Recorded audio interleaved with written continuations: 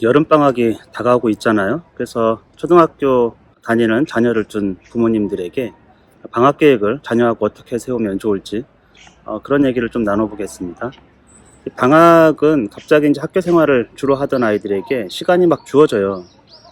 근데 그걸 어떻게 관리를 해야 될지 이런 것들을 사실 아직 아이들이 훈련이 안 돼 있기 때문에 같이 부모님께서 도와주는 게 좋죠. 왜냐하면 자기 시간을 자기가 컨트롤하고 또 자기가 누릴 수 있는 아이가 주인으로 되는 삶을 살 수 있거든요. 그렇지 않으면 오직 주어진 것을 그냥 순종하는 아이로밖에 클 수가 없기 때문에 우리가 이것을 자기가 주체적으로 시간을 정하고 계획하고 또 관리하고 평가하고 스스로를 또 평가하고 그를 통해서 성취를 느낄 수 있도록 그런 이제 기회로 삼으면 좋을 것 같아요.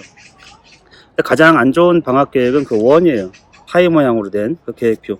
예를 들면 7시에 일어나서 1시간 뭘 하고 8시에 밥을 먹고 어쩌고 그래서 이제 10시에 잠을 자고 이런 계획은 이 공장에서나 필요한 거예요. 공장 노동자를 위해서. 그러니까 정해진 일을 하도록 되어 있는. 근데 방학에 아이가 그렇게 노예처럼 살 수는 없잖아요. 그리고 그거는 지킬 수가 없어요. 벌써 하루만 딱 해도 벌써 깨지는.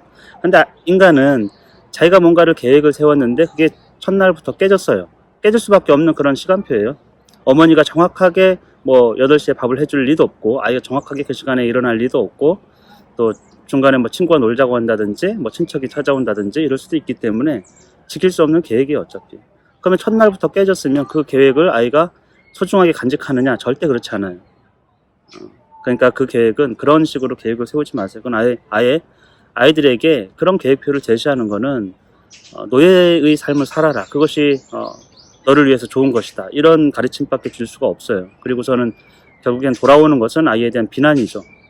그래서 그런 계획표는 하지 말고 그냥 하루에 또는 일주일에 또는 방학 전체 기간 동안에 어떤 것들을 하고 싶은지 어떤 것들을 했으면 좋은지를 짜는 거예요. 첫 번째는 정기적인 스케줄이 있을 거예요. 그렇죠?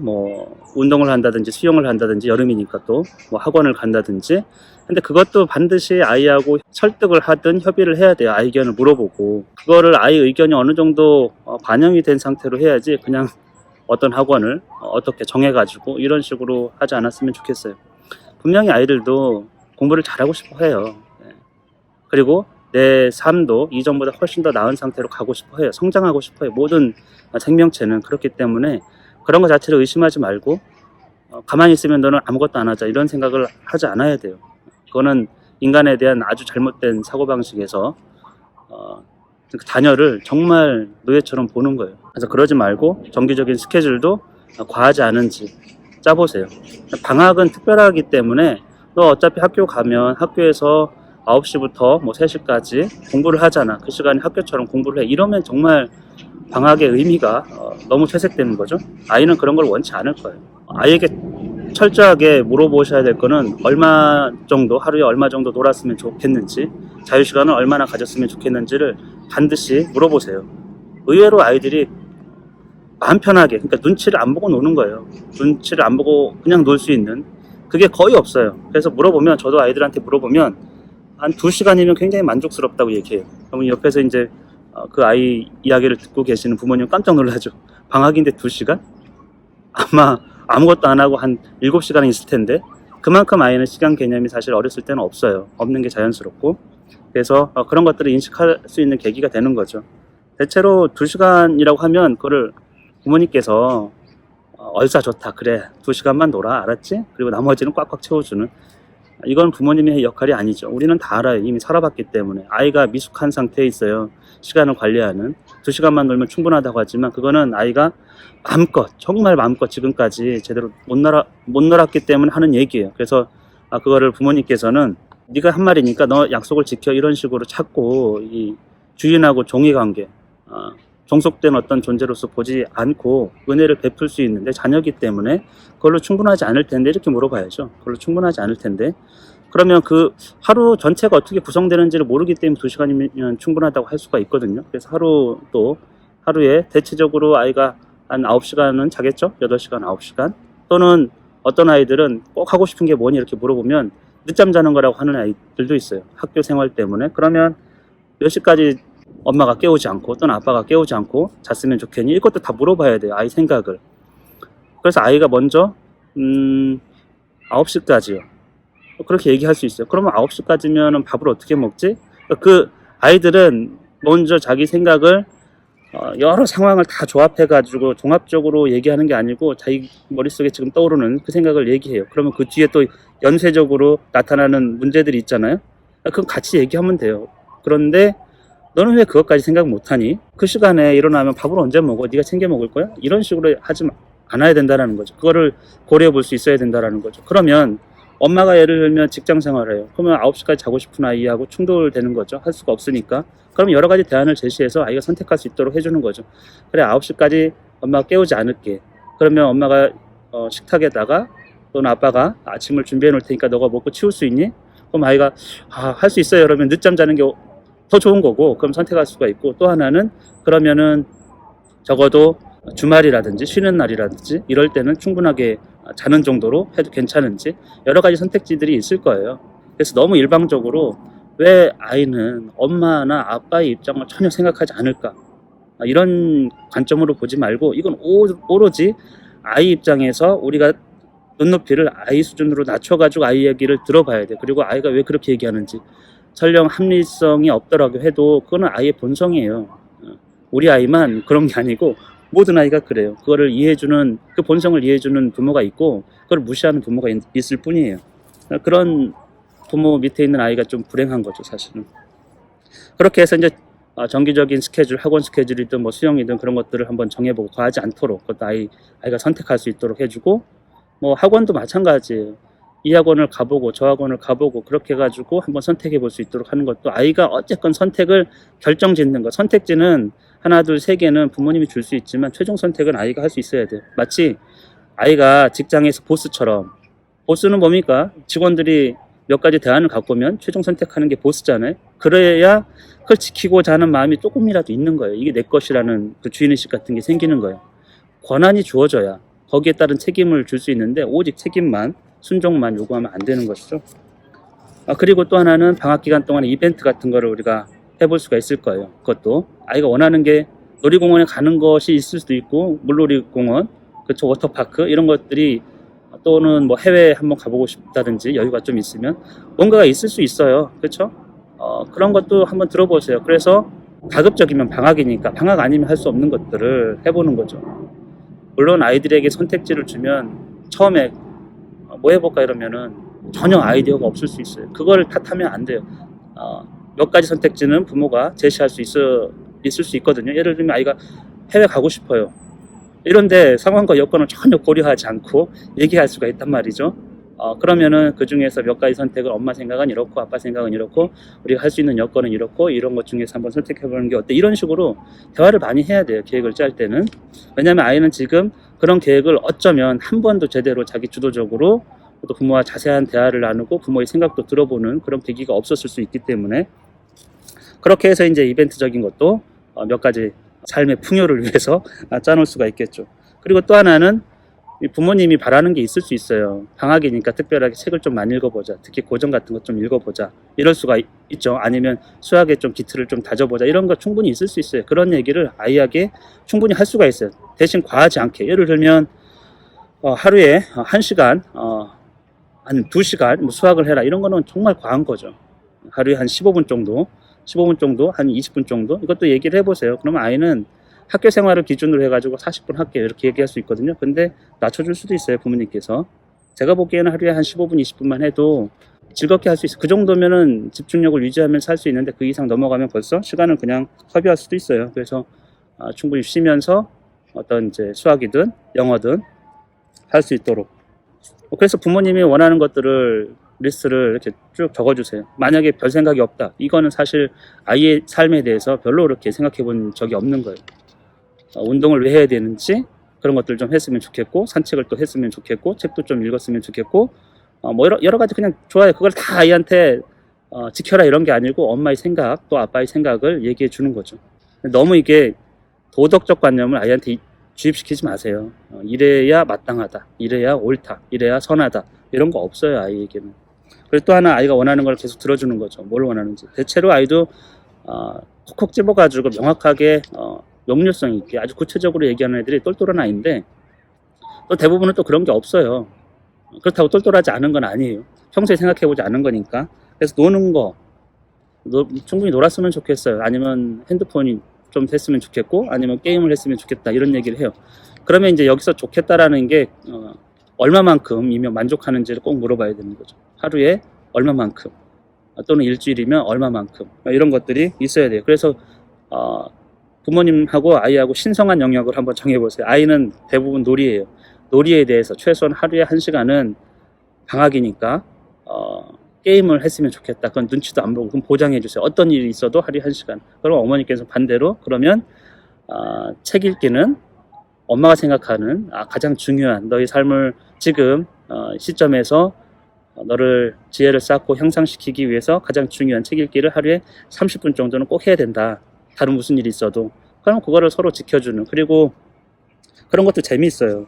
계획의 목표는 무엇입니까? 여름방학의 계획을 짜는 착각하시는 분이 있는데 이거 무조건 따라야 된다. 법을 만들어 놓으면 법에 100% 순종하는 어떤 사람, 그 사람이 굉장히 의인이고 정의로운 사람이고 나중에 무엇을 해도 될 사람이라고 생각하는데 절대 그렇지 않아요.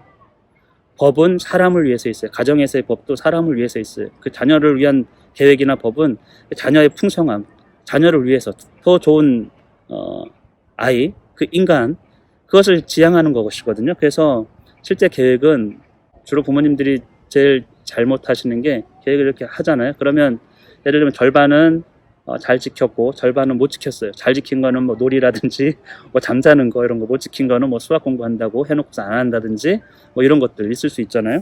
근데 눈을 어디다 두냐면 잘한 거에 두셔야 돼요. 잘한 거에. 놀이를 잘 지켰다. 놀이 예를 들면 하루에 뭐 5시간 하는 게 충분하다고 하는 아이 그걸 들어줬잖아요. 그걸 잘 지켰으면 그거를 그래도 계획을 지키려고 노력했구나. 더 놀 수도 있었는데, 아니면 학원 가는 걸 꼬박꼬박 했으면 그래도 너는 주어진 학원 가는 거 꼬박꼬박 하는 게 쉽다고 생각하지만 아이 입장으로 생각해 보세요. 방학에 꼬박꼬박 학원 가는 게 쉬운지. 그런 것들 지킨 것에 집중을 해서 지킨 것을 자꾸 칭찬해 주는 거예요. 그럼으로써 조금 성취를 하는 거거든요. 이 계획의 목표, 이 아이를 위한 어떤 규율과 법을 짜는 그 목표는 아이의 성취를 느낄 수 있도록 해주는 거예요. 그것이 올바른 길로 가게 해줘요. 못한 부분을 자꾸 콕콕 집어내면은 그건 정말 성취가 아니에요. 성취감을 전혀 맛볼 수 없는 그런 상태로 가는 것이죠. 그래서 인정, 인간을 더 발전시키게 만드는 중요한 거는 그 아이를 인정해주고, 어떤 인간이든 인정해주고, 그 소속감, 인정, 어떤 누구로부터, 특히 권위에 있는 사람으로부터 인정, 그리고 내면에는 그것을 통해서 성취를 느낄 수 있도록, 그것이 작동하면 점점 더 많은 성취와 인정 속에서 더 잘 나갈 수 있는데, 거꾸로 되면 악순환에 빠지는 거거든요. 예전에 제가 청년부에서 어떤 청년이 그런 얘기를 했어요.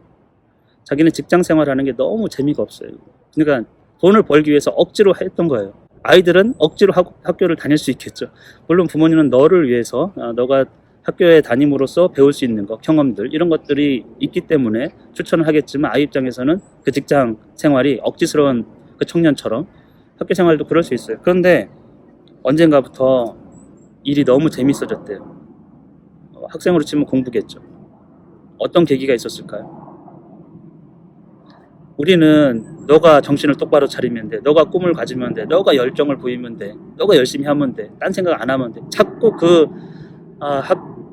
일이 재미없어요, 직장 생활이 왜 하는지 모르겠어요, 그 사람에게 자꾸 뭐랄까요, 프레셔를 가하고 비난을 하고, 너가 바뀌면 돼, 너만 바뀌면 돼, 네 생각이 바뀌면 돼, 이렇게 얘기하는데 그게 아니에요. 인간은 그럴 수가 없어요. 그럴 것 같으면은 뭐 그런 잔소리 필요 없고, 환경이 바뀌어져야 돼요. 그 사람에게는 보스가 바뀌었어요. 자기 상사가, 임원이 바뀌었어요. 자기 부서 임원이. 근데 그 임원이 와가지고 내 얘기를 들어주는 거예요. 직장 생활을 하는데. 그래서 제가 그냥 무심결에 그냥 아이디어를 냈는데, 좋다고 한번 해보라고 한 거예요. 근데 결국 그 프로젝트는 실패를 했어요. 근데 그 사람은 그걸 자기가 주도적으로 처음으로 그 일을 하면서 재미를 느꼈어요. 그런데 상사는 열심히 했던 그 사람의 그 모습을 또 칭찬해 준 거예요. 그러니까 프로젝트 자체가 어그러지고 깨지고 이런 것 자체가 결과가 본 것이 아니고, 그 사람은 너가 그렇게 열심히 재미있게 했던 모습에 대해서 달리 봤고 그것을 인정해 주니까 더 열심히 정말 삶의 이 즐거움, 의미, 일의 기쁨, 이것을 찾은 거예요. 그런 상사와 그런 부모가 되면 좋겠죠. 사실은. 그래서 이 방학 계획 동안에는 아이에게 너무 그렇게 너가 똑바로 해라 이런 얘기 하지 말고, 그 똑바로는 나 자신을 향하면 돼요. 그런 비난은 내 자신이 하면 돼요. 뭐 예를 들면 그게 쉬우면 생각이 바뀌는 게 쉽다든지, 노력을 진짜 더 의욕을 불태우고 열정을 불태우는 게 쉬우면, 또 꿈을 갖는 게 쉬우면 자기 자신에게 한번 그런 질문을 자기에게 강요해야지, 그걸 타인에게 강요할 수는 없잖아요. 아마 자기에게 강요해도 안 될 거예요. 근데 나도 안 되는데 타인에게는 절대 있을 수 없는 일이죠. 그리고 또 하나는, 계획은 법도 마찬가지입니다만 언제나 수정 가능해요. 이게 사람 위에 서가지고 사람을 짓누르면 안 된다는 거죠. 그렇게 계획을 짰어요. 만족스러운 계획이 있어, 서로 간에.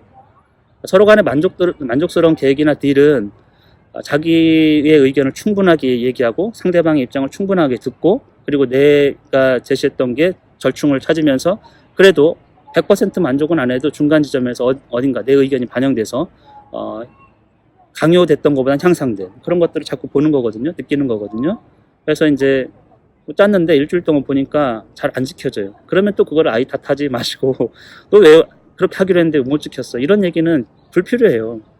지킨 걸 얘기하고, 그래도 이게 지금 뭐 예를 들면 하루에 1시간 책 읽는 게 좀 어려웠던 것 같은데 지키는 게 좀 쉽지 않았지? 그렇게 물어보면은 아이는 또 아니, 할 수 있어요, 할 수 있어요. 그렇게 하는 배경에는 혹시라도 그럼으로써 게임 시간이 준다든지 이런 거를 가정하고 그럴 수는 있어요. 그런 반응 자체가 어떤 아이 생각을 잘 들여다보면은 어른하고 다른 생각을 하고 있거든요. 그러면서 우리가 들려줘야 될 얘기는 쉽지 않다라는 얘기를 들려줘야 돼요. 엄마도 아빠도 그런 너가 이렇게 계획을 잘 짜는 것도 어려웠고 그걸 하나하나 다 지킨다는 것도 어렵다고, 그러면서 1시간이었으면 한 10분 정도 줄여가지고 한번 해보자. 그게 왜 중요하냐면 아이 입장에서 얘기를 해주고 아이의 그 태도에 대해서 비난하기보다는 수용해 주려고 하고, 그걸 조금 더 잘 향상할 수 있도록 부모가 자꾸 봐준다는, 그러니까 격려 속에서 성장할 수 있도록 봐준다는 느낌이지 비난받는 느낌을 안 주면 돼요. 아이가 그걸 지키지 못했다고 해가지고. 그래서 또 일주일 지나고 나서 수정해보면 괜찮아요. 여러분이 혹시라도 처음부터 이제 수정하자 이런 얘기는 안 해도 돼요. 이게 보면서 잘 지켰으면 그걸 칭찬해주고, 조금이라도 힘들어하고 그랬으면 조금씩 수정해주면 되죠.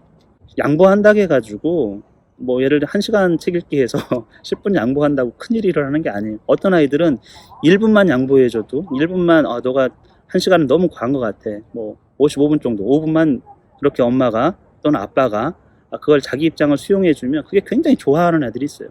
심지어 1초 이런 것도 즐거워하는 아이들이 있다라는 것이죠. 그런 이제 전반적인 그냥 계획 자체가 아니고 부모와 자녀의 관계, 또 이것을 처음 하는 아이들이 있기 때문에 자기 생각을 반영된 어떤 삶에 대해서, 또 그거를 지키는 게 또 어려운지 쉬운지, 말과 행동이 또 이렇게 하나라도 그런 것들을 잡고 자기 스스로도 피드백을 받고, 부모로부터 정말 진실된, 또 자녀를 위하는 비난이 아닌 진짜 평가를 위한 평가가 아닌 그런 게 아니라고 아이가 느껴지면 그런 것들이 계속 가정에서 쌓이는 거죠. 그래서 이번 방학에 그런 계획을 짜는, 서로 만족할 만한, 그리고 어떤 비난도 별로 그렇게 하지 않고 수용받는, 인정받는, 그럼으로써 아이 스스로 더 나은 단계로 나갈 수 있는 그런 계기가 이번 방학에 있었으면 좋겠습니다.